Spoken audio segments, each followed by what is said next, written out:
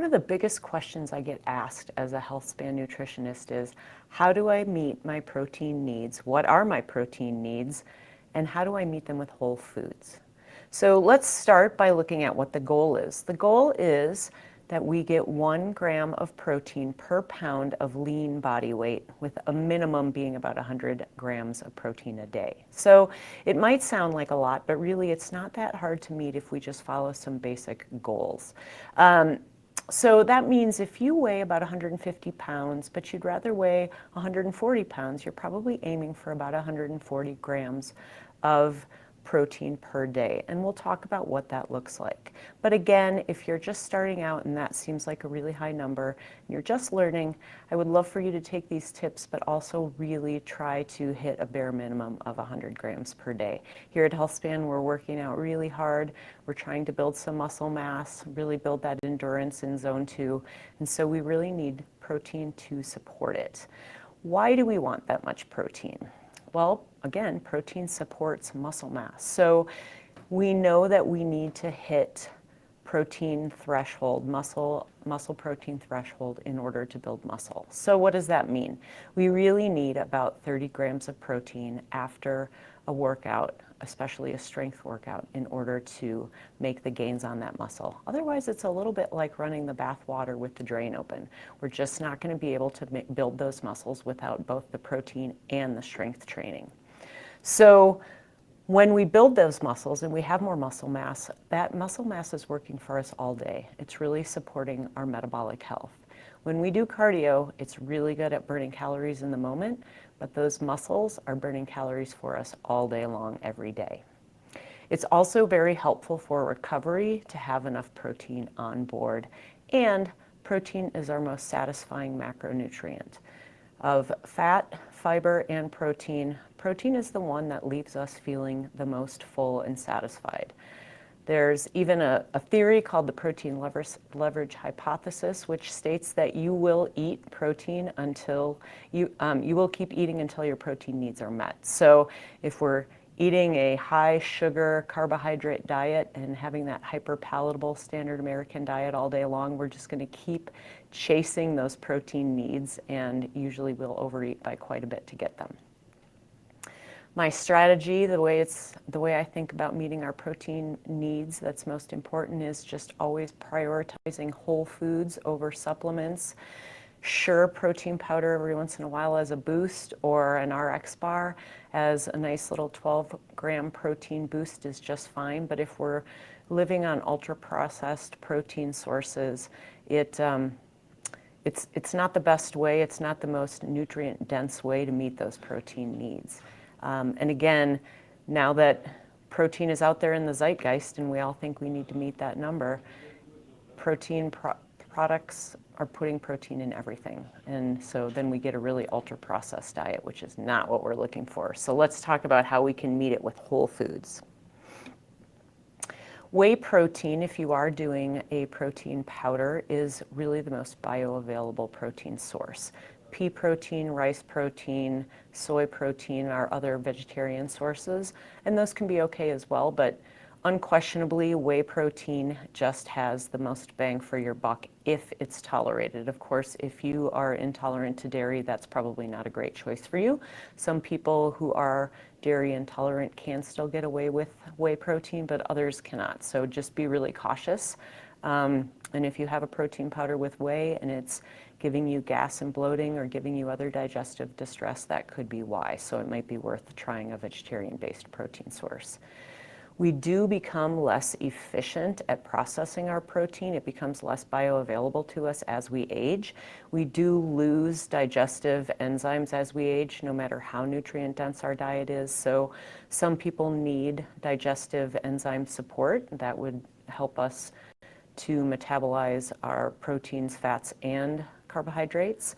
So that might be an issue, but really what we need to is just up our game on protein as we age, because our 18-year-old selves took every bit of the hamburgers, beans, lentils, tofu, all the things we ate, and took it right into our cells and built muscle, but as we age, it's just not as easy. So that's something really to consider. Also, with women, waning estrogen also makes it harder for us to process protein. So that's important to consider too when we're dealing with midlife menopausal women, that they need more protein in general. So we have to consume, again, adequate protein. We would love to be getting 30 grams. 30 grams of protein equates to 2 to 3 grams of leucine, which is one of the amino acids in our protein, and we need that leucine to build those muscles. So that's why they say 30 grams is a really important number. 30 grams with breakfast, 30 grams with lunch, and 30 grams with dinner, plus a protein-rich snack. That might be where you slip in a smoothie, a little bit of cottage cheese, or some Greek yogurt, or some kefir. And you might even use a scoop of protein powder in there a couple times a week, or a bar a couple times a week to really bump that up. To get to at least 100, of course, you're going to need quite a bit more. We're going to go through some slides and some parameters around what those numbers can look like in real food form. But it is important to consider there is new research stating that if we're meeting our overall daily goal and hitting between 100 at a minimum to 1 gram per pound of ideal body weight, that if we're hitting those numbers, then timing isn't super critical. But I still like to tell people that, especially after a strength workout, it's really important to hit that 30 grams within about an hour in order to maximize the benefits. The principles of whole foods and protein would be just to build the meals around that protein anchor, whether it's animal, plant, or both. It's great to mix it up. I love to make a stir fry with shrimp and tofu so that I'm getting a plant-based and an animal-based protein. Of course, we're going to go through and see what all the options are, but there are very, very many different options, including a high-fiber vegetables and fruit for satiety and gut health. Those veggies are feeding the good bacteria in our gut that are helping our gut thrive and helping us process our nutrients. So, and fiber in the form of complex carbohydrates, vegetables, and fruit and protein really packs the powerful punch, especially in the morning. Getting those in for that first meal really sets the tone for the rest of the day. Our Healthspan clients who are really taking me up on the advice to have a very protein-forward 30 grams of protein with breakfast with some complex carbs are really seeing the riches of feeling great mood and great energy and really even energy for the whole day, which is really amazing. Using healthy fats for flavoring and nutrient absorption. Of course, our fat-soluble vitamins, vitamin A, D, E, and K, all require fat in order to be best absorbed. So when we put avocado or extra virgin olive oil or some coconut flakes on top of our salads with some chicken or steak or salmon, any of the different proteins, we're really maximizing our nutrients and absorption and getting that protein source in. Along with that is minimizing refined grains and added sugar. Usually when people say that they're having a really hard time, it feels like they're eating too much food to be getting that 100 to 130 or whatever your goal might be grams of protein. I usually ask them to really think about the refined grains that they're taking in and toggle those down. Leave behind the added sugars and really prioritize that protein, because really protein is only 4 calories per gram. So if you think about it, 100 grams of protein really only equates to 400 calories. So it's not that much. Of course, all food is in context, so we don't just get the protein calories. But it is important to think about that is should be a pretty easy number to hit if we're not overdoing it on added sugar and refined carbohydrates. So here's the important slide, and I always tell people I don't want you measuring and weighing your food, but in this instance it might be worth just getting a visual by weighing or measuring things once to see what it might look like. And generally I say a palm size deck of cards thick piece of animal protein is really going to get you pretty close to 30. So if you look, just a 4-ounce serving of beef being the highest in protein, is about 28 grams. So you can think of that as about 7 grams per ounce. So once you get a visual for most of these things, you can really just use your eyes to see what that might look like. Pork and chicken, tying in right behind beef. Salmon, of course, full of those omega-3 fatty acids that we love, is super high in protein as well. Tempeh, I was shocked to find in some recent research for a Healthspan client, is almost twice as high in protein as tofu, which is pretty great. Tempeh is also a fermented food, so lots of great gut health benefits with tempeh. I love to throw it in stir fries. Cottage cheese and yogurt make the list. If you are tolerant to dairy, cottage cheese is an amazing source of protein, as is Greek yogurt. And again, always getting the gut healthy benefits of the fermented food with those. I love to mix them both because I like the texture of the cottage cheese with the smooth Greek yogurt. And then I might add a half a scoop of protein powder, some berries, some pumpkin seeds, and some cinnamon for a nice blood sugar evening, crunchy, protein-filled snack in the afternoon. Eggs, this is a little bit of an impractical way to look at those, but eggs are about 6 grams of protein per egg. So not a huge way of getting your protein, but they are such a great way. And make sure you eat the yolks because that's where all the choline is, and that's what's the best for our brain. The protein is pretty even between the yolk and the white, but all the choline, all that beautiful B vitamin that's giving us good brain health is in the yolk. Down to lentils, tofu, and beans, of course, those are all plant sources of protein. And I didn't get edamame on here, but we were just talking about crunchy roasted edamame and what a yummy crunchy treat that is, also high in protein. So lentils, beans, also a great way to get your fiber in addition to your protein. Be a little careful if you're just starting to up your fiber because that can be really cause some gas and digestive issues if you go up too fast. So those are things to watch, but those are kind of the quick and dirty on the main plant and animal sources of protein that we typically think about. So if we think about pushing those in at every main meal of the day, it becomes easier to think about how we can meet those protein goals with whole foods. Batch cooking is really big. I've talked to a lot of people about this. Really, the easiest way to think about it is just spend a Sunday or whatever the day of the week is that you have the most free time.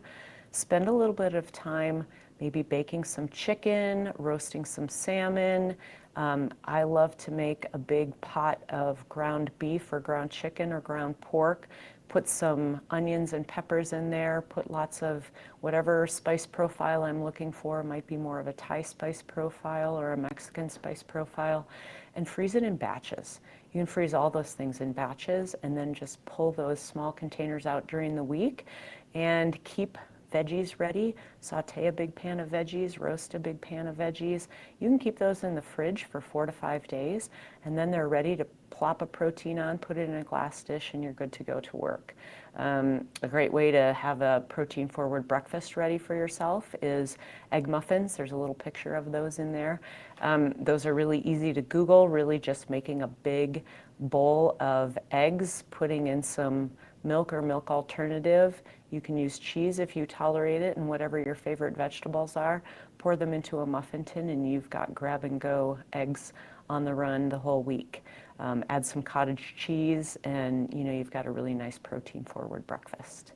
Fermented foods are great, again, for gut health and flavor, so adding those in a little bit during the course of the day can really up your digestive game and help you get all your nutrients. And just storing those protein snacks, roasted chickpeas, hard-boiled eggs, again, edamame, plain or roasted. I love to say get those little one-hitters of hummus or guacamole and cut up some raw carrots and celery and snap peas, and you can carry those around with you or keep them in your work fridge for a really handy grab-and-go snack that's going to do a nice job to balance your blood sugar and bump you up a little bit on that protein in the afternoon. So I had made these handouts a couple months ago for my Healthspan clients who just really needed a visual. Again, I don't I don't need you in the kitchen measuring things, but if we can get a visual of what 100 to 120 grams of protein, and then, if your needs are bigger, or if you're ready to take that next step and really push further, you can bump this up by adding in a protein-rich snack in the middle. But just thinking about on an omnivorous day, somebody who's willing to eat plants, animal protein, and a mix of it, getting in some Greek yogurt with some chia seeds, lots of omega-3 fats, protein. Chia seeds have protein, fat, and fiber, which is great. Berries, you get a nice 35-gram protein punch. Chicken and quinoa. Quinoa is also a grain that has a little bit of protein, not a ton. Broccoli doesn't have a ton either, but they are a source of protein for sure, with some black beans. Salmon with lentils and greens, you're just getting all kinds of protein in those meals.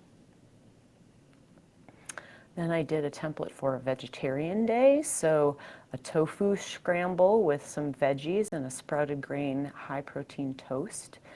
Lentils and quinoa salad for lunch with some veggies. Tempeh stir fry, again, getting in those fermented foods with broccoli and brown rice. All those things have a little bit of protein. Tempeh has quite a bit, so that would be a great source as well. Can be done on a vegetarian diet, but you have to stay pretty focused.